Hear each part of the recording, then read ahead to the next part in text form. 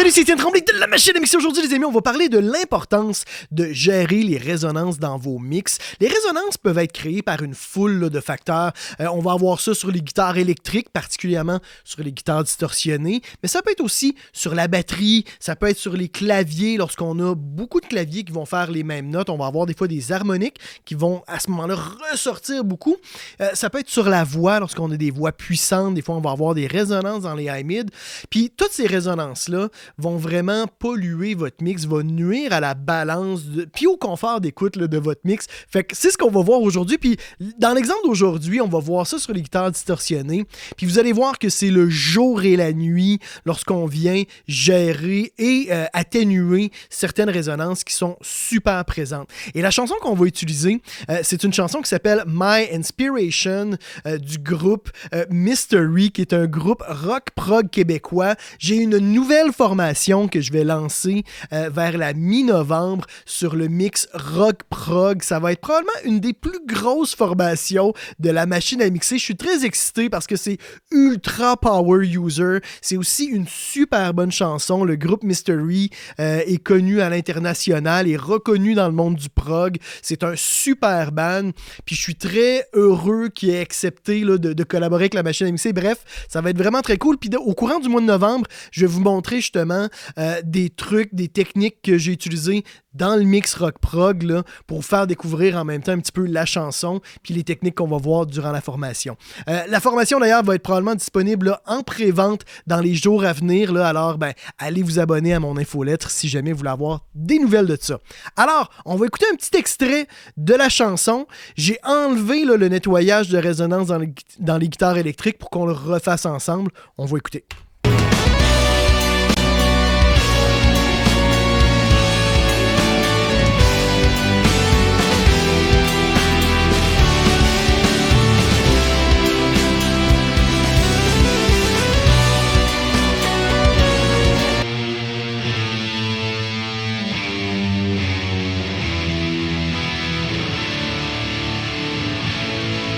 Premièrement, êtes-vous capable d'entendre les résonances? Avant que je vous les pinpoint, là, que je vous les montre, essayez de porter votre attention sur un son qui est tout le temps présent, peu importe les accords, puis qui est statique.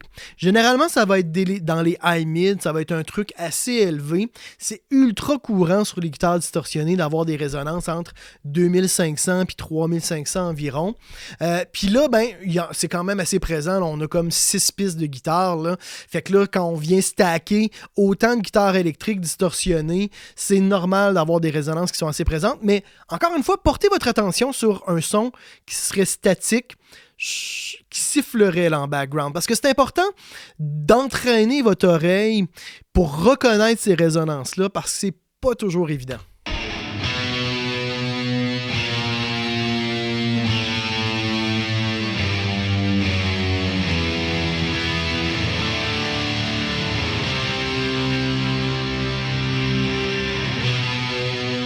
On a un... On va essayer de le booster et de la trouver, la résonance.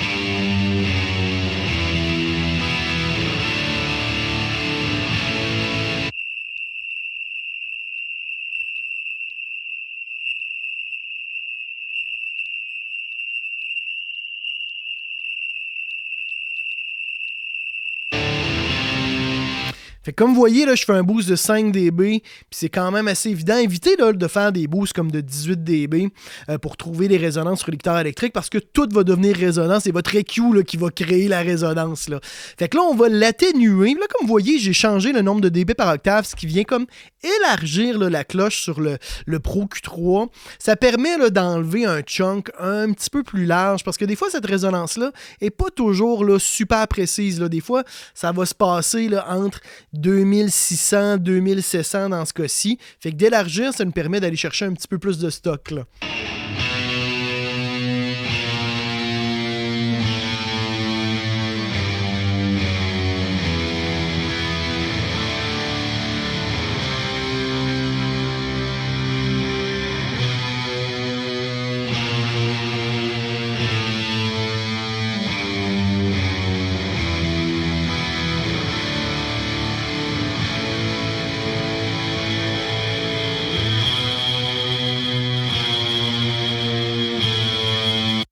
voyez, il y en a une deuxième juste un petit peu plus haut qu'on va elle aussi légèrement atténuer.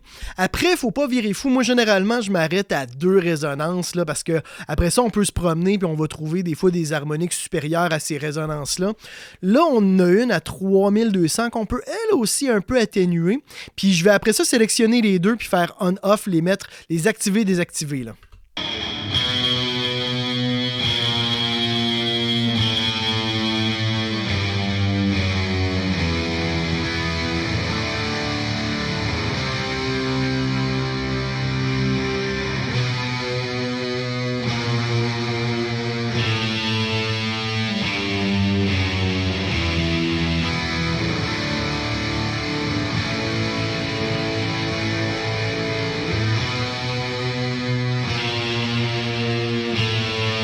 On va écouter en contexte maintenant.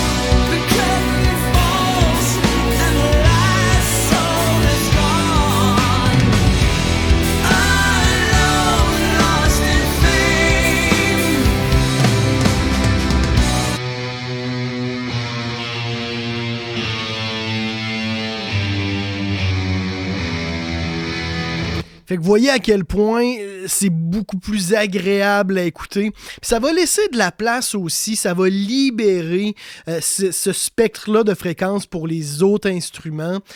C'est vraiment important dans la formation. Hein. Moi, je n'ai enlevé des résonances sur les claviers. On a enlevé aussi sur la voix. Il y a une résonance sur la voix vraiment qui est super importante, là, qu'on réussit à atténuer avec un EQ dynamique. Des fois, les EQ dynamiques peuvent être aussi une bonne façon de gérer les résonances pour des instruments où la résonance n'est pas toujours présente. Là, avec les guitares distorsionnées, c'est tout le temps présent parce que les guitares sont vraiment squashées. Mais des fois, sur la voix, ça va être vraiment juste quand on va pousser un petit peu plus que là, à un moment donné, ça va devenir sifflant. L'EQ dynamique, moi, je le trouve fantastique pour régler, dans ce cas-là, ce genre de résonance-là.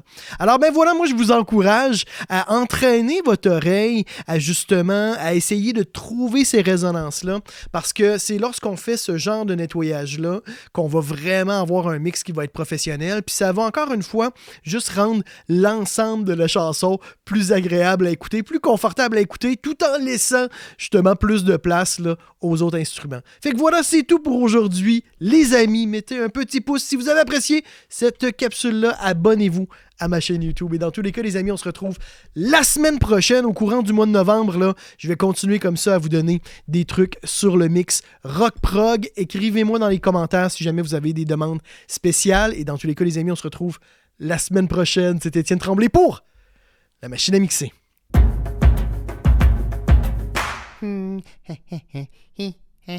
Abonne-toi. N'aie pas peur.